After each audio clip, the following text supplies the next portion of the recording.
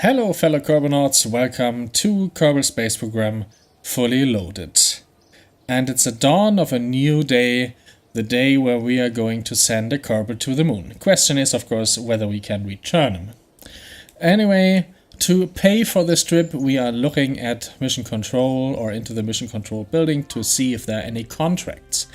And two contracts actually are available here to do on the same mission.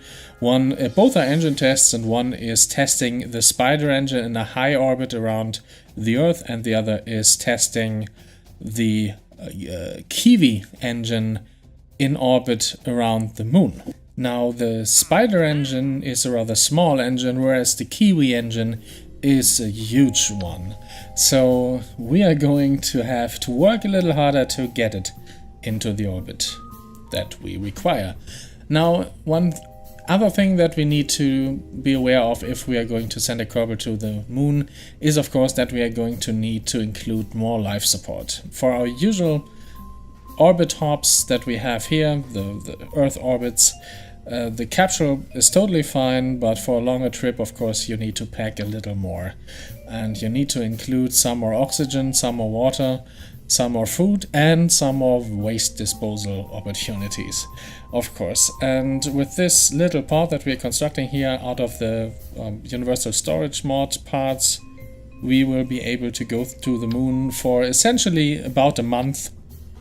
And that's the time frame that should carry us through all of those Apollo program missions. And this is why I also kind of dropped it into the sub-assembly so that I can access this part for the future. And of course, this is only the top part of the rocket, and you see me here adjusting the different levers for how much food, etc. we are actually going to bring. And we will be able to scale this up some more before we need to plug two of those on there or something else. And on top, of course, there's going to be another battery just to make sure that we never run out of electricity, even on the dark side of the moon. Next step is, of course, to equip this service module with some sort of propulsion. And for this, we are going to use the Kiwi engine that we are supposed to test in orbit around the moon. To do this, of course, we need to activate the engine through the staging diagram. And this means this stage can only fire, or must fire for the first time, only in orbit around the moon. So we are essentially going to do a 3-stage rocket, and the design is this. This is the Odysseus 2. And as you can see, it's a 3-stage design. The ascent stage is basically 4 solid rocket boosters and a liquid-fueled engine. The solid rocket boosters are actually the biggest that we can currently construct with procedural parts. And the liquid fuel engine is the Kiwi engine, which is also propelling the 2nd stage and, of course, the 3rd stage. And as you can see, this vehicle is rather long, which is a challenge in itself. However, since we do not have 2.5 meter tanks at this moment, this was the only way to actually get all the Delta V to achieve orbit and then push this capsule and its service bay to the moon. Of course, you can see me here doing a gravity turn. And it might seem a bit risky with a vessel that is so long. However, it turned out that I was even too conservative in our turn rate, which led to quite a long coast up to the apogee. And this is mainly because of the power of those solid rocket boosters. And 2 were actually too little, and 3 as well, so we needed 4. We could have adjusted the thrust a bit to actually have less of a push early on. However, this stage already burned to quite a high altitude and was seeing drop-offs of efficiency. So this was kind of the trade-off here, to configure this so that it would separate at around 25 to 30 kilometers in height. And previously we only had the engine on the bottom, the Kiwi engine here, which you now see me moving, configured to burn very little while the SRBs are actually firing, and then throttling up once we have this SRB separation. And this is the long coast that I was talking about, over a minute. And of course we are going to do all those classic maneuvers now. At the apogee we are going to circularize our orbit, which will end up between 75 and 85 kilometer, and then us coasting further to the point or the ascending or descending node, where we kind of need to fix our relative inclination towards the moon. And as you can see, the engine is quite powerful, even though this bar seems to move rather slowly. There is a ton of delta V expended here to actually get us on the right trajectory. And there we had first stage separation. This is the point where we have the second stage firing, which is rather late if you consider how long we've already been flying. Anyway, this stage needs to get us to the moon proper, since we need to just begin firing the third stage for our engine test when we hit about 80 kilometers over the moon. So the inclination change here will require quite a lot of delta V, which is of course always kind of problematic to calculate, since when you push these normals and anti-normals, you always extend and retract the apogee and the perigee alongside. So it's kind of a lot of mucking around with those maneuver nodes, but in the end we managed to correct the orbit and then still have enough delta V left, as you can see, to reach the moon, which is what we're doing here with another maneuver node. And you can see we have quite enough delta V left to get there. So this is good news for our second engine test, the first one coming up as soon as we have completed this translunar injection burn, which is coming up in a few seconds. And of course, since we are taking Jebediah to new heights and over new biomes, even on Earth, we are going to collect some extra science, of course, on our way up. We are not bringing any instruments. We should have quite a fair amount of science from instrument data that we already collected via our 2 moon missions.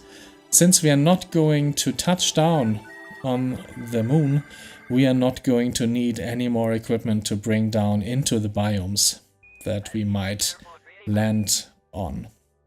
And of course, this burn now coming up requires about 900 delta V, which leaves us just enough to circularize with the second stage upon our arrival at the moon, which is quite nice, which leaves all the delta V in the third stage for our return. At least that's the strategy. Let's see if it works out.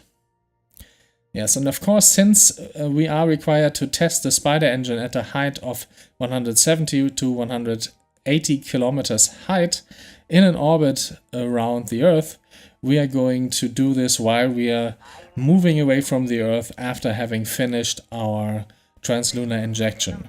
There the contracts are a bit ambiguous. They require us to be in orbit, but they do not require this orbit to be complete. It should be sufficient to even be on an escape trajectory from the planet, which is what we are doing here, and we're testing the engine successfully. And then we continue to leave the Earth behind and travel towards the moon, and even collecting another EVA report on the way, as you are going to see in a second. And there the pale blue dot kind of vanishes in the rear view mirror, even though I don't think we have a rear view mirror on this craft, obviously. Yes, so as you can see, we have more than enough life support here on this craft. as a matter of fact, this mission is not going to last longer than maybe 2 days, but we are still bringing the full set of life support just in case anything goes wrong. And this is the science I was talking about. This is high orbit Earth science. If you are in a low orbit, you can also collect EVA science from biomes, but in high orbit you only collect once for high orbit science. And this is us approaching the moon.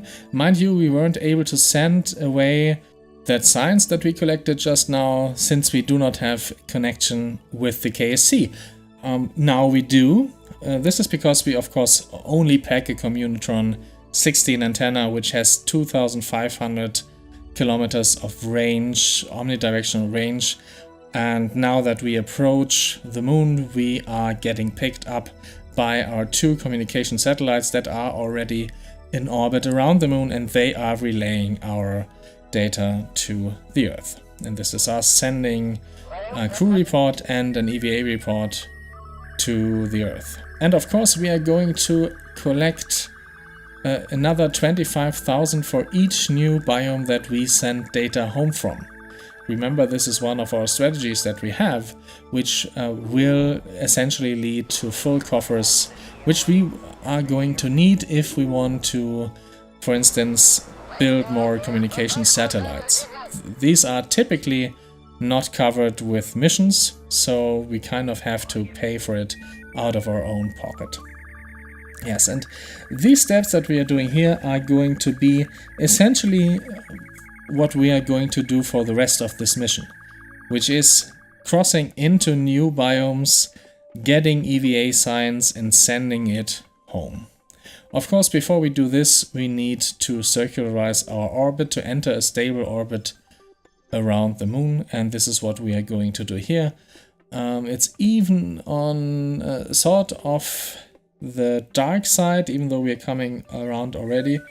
Luckily we have a strong battery on top of our vessel, so there's not going to be any energy problems in the foreseeable future. And of course we are collecting near or low orbit science around the moon, and now when we are going to do an EVA, we are going to be dependent on which biome we are going to see beneath us. And this is something that you can also observe on the top right next to the resources display. There's this small flight recorder or flight engineer info that shows you actually over which biome we are actually currently flying over.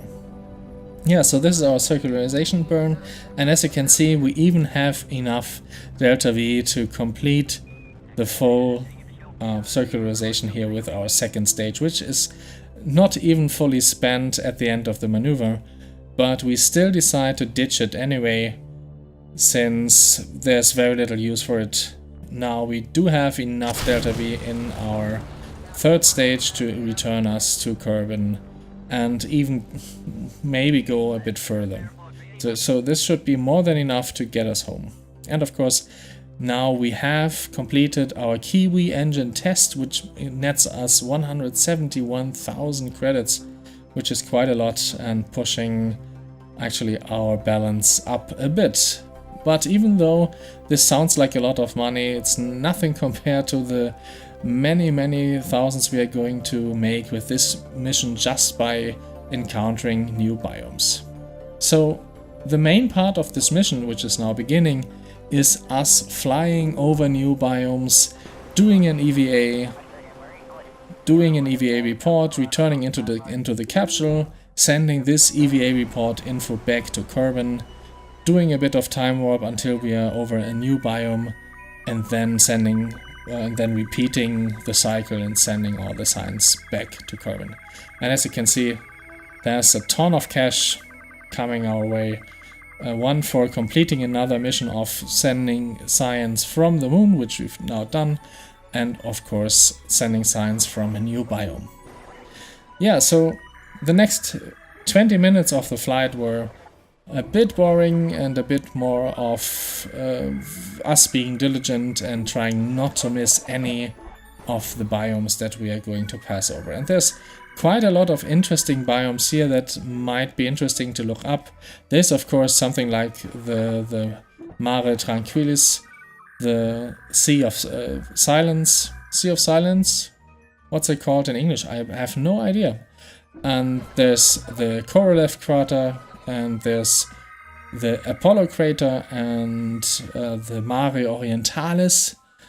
So quite a lot of places that we passed over and that we took science from. And as I said, it was quite a lot, and you are going to see an interesting balance at the end, including all the science that we collected. Not just the cash we get for sending data from a new biome, but from the science that we actually have here. And we did complete about 1.5 orbits with Jebediah here. And since this is version 1.1.3, we are still having this issue with biomes that they kind of fade in and out at times, and it's more like a flickering. You can see it here. I was thinking, I thought I saw a new biome here, and then it was kind of phasing in and out again, and we didn't manage to catch it. But still, there are enough biomes left, and we could have even adjusted our orbit, our inclination here to cover more biomes. However, I decided not to push my luck and to actually do the mission as I envisioned it when we launched, which was fly around the equator, do all the science that you can, and then set a course back home. And this is what we are doing here. The maneuver node is bringing us back to the Earth, re-entering or setting our re-entry point so that our apogee or our perigee would be around 25 kilometers in height. And this episode actually deals with a new mod install. We did install one more mod. As you recall, or maybe recall, in the last episode, we had yet another very friendly re-entry into the Earth's atmosphere, and I did find that I wanted to add a little bit more challenge, so I installed, of course, the very famous deadly re-entry mod, just to make re-entries a bit more challenging. And there we say goodbye to the moon, and Jebediah, of course, pledges to return, and we are going to see whether or not he makes it on the roster for the next flight. But I really like this shot of the capsule and the service module, and I really think the stock visual enhancements and Scatterer are doing quite some beautiful work here, including, of course, Planet Shine. And this is us flying back towards the planet Earth and re-entering once again on the night side, which is of course not optimal for video presentation, but it should not matter to our Kerbal on board. After all, there's very little he can do as soon as we separate from the service module, which is not going to be holding up so good once we enter the atmosphere. And of course there is one more opportunity for us to collect new science. As we are approaching the atmosphere or the von Kerman line, we are going to pass over one more biome that we didn't properly do science on before, which is the tropics. And you can see us now touching the biome, and Jebediah going on EVA, doing the EVA report and bringing that science back in just 15,000 meters away from the von Kerman line. Yes, and there is the separation of the service module, and of course we orient our craft retrograde. And since we do have quite a lot of SAS, we still have some of this overzealous SAS effect, which is going to be taken care of in KSP 1.2. And the antenna, of course, we retract. It would rip off if we would not retract it. And this is the big test of deadly re-entry. And you can see actually the capsule heating up. And with deadly re-entry, and I think it's only with deadly re-entry, but I might be wrong, the MK1 capsule has an built-in heat shield. You can see the ablator there in the resources panel. So, and still we are doing pretty good with the ablator. No problems actually getting through the atmosphere. No heating problems, except of course the basic heating of the capsule's outer shell. And now we are already at about 28 kilometers height through the hot plasma phase, and now gliding towards the surface, more or less gliding, I guess. And the problem, of course, here is that we will not be able to see anything from outside of the capsule. So I kind of decided I wanted to do the rest of this landing with an IVA. And of course, this is guided or enhanced by rasterprop monitor, the great mod that is also included in this install, where we can actually configure those monitors there to show us the information that we need, including this very nice vectorized graphics of our craft, which comes from the mod edition vessel viewer. And so we have the enhanced navball on the left panel, and we're going to have an altimeter on the right panel, and the great looking wireframe model there in the middle. And of course the other buttons at the top left are also working as intended. Yeah, so we are close to the chutes opening. There they are, and us now gliding towards the surface. I've configured the real chutes to slow us down to 5 meters, just in case. It's by standard set to 6 meters vertical velocity, but 5 meters I think are more my thing. Yeah, so we're close to touching down and almost there. There it is. Splashdown in one of the many oceans on the Earth. And this is us returning to Earth with 490 science and 1.5 million credits in cash, which is quite a lot, and a much needed science and cash boost to go ahead and plan for our proper manned moon landing. I'd like to say thank you for watching, and see you again next time. Bye!